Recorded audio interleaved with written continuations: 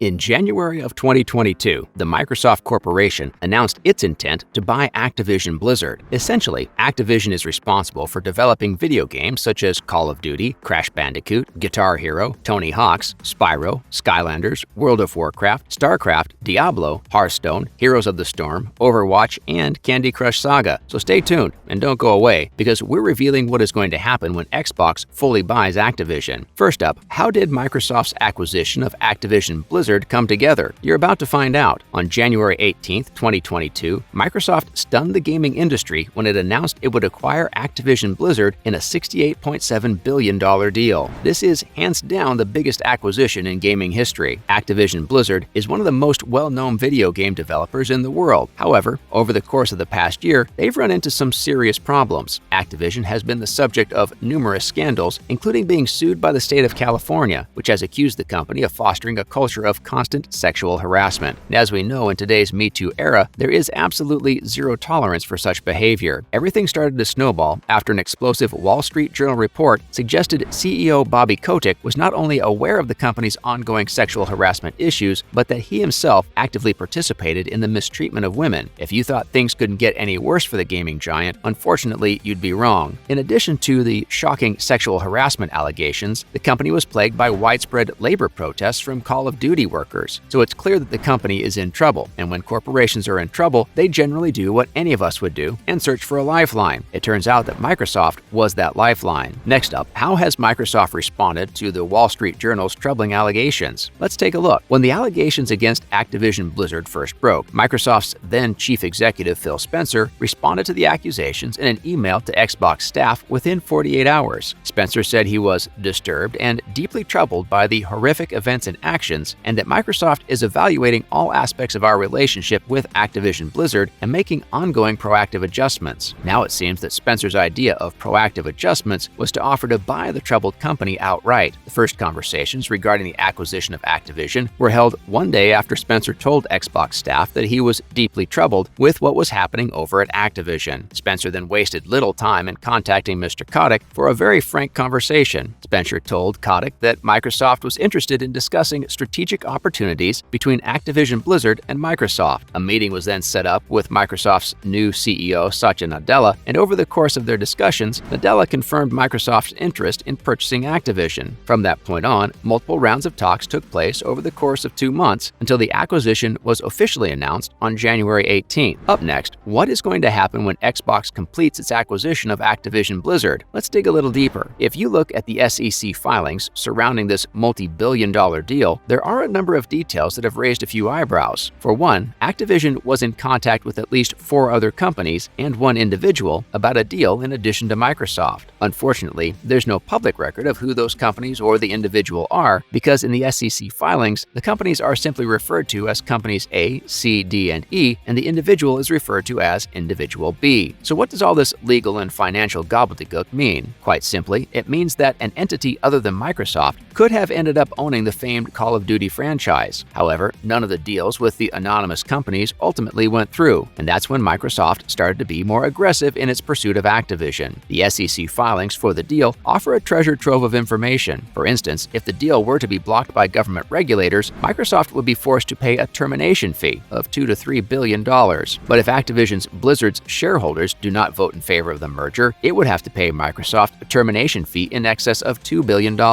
Stay tuned and don't go away, because we're about to reveal what Microsoft's acquisition of Activision Blizzard could mean for gamers around the world. Next up, what's the word on Xbox Wire? You're about to find out. The CEOs of both Microsoft and Activision are incredibly excited about the new deal. Phil Spencer is pleased that the creator of Call of Duty, Overwatch, Diablo, Warcraft, Candy Crush, and many more games will now become part of Team Xbox. On the Xbox Wire message board, Spencer wrote, "As a team, we are on a mission to extend the joy and community of gaming to everyone on the planet. We all know that gaming is the most vibrant and dynamic form of entertainment worldwide, and we've experienced the power of social connection and friendship that gaming makes possible. As we pursue that mission, it is incredibly exciting to announce that Microsoft has agreed to acquire Activision Blizzard. Xbox Game Pass will be home to more Activision Blizzard games in the future, and many new games are likely to launch straight into the subscription service. As a result of the big news, thousands of gamers on the Sony PlayStation 5 console are wondering what the deal will mean for them. And if you're one of them, here are some things that you can expect.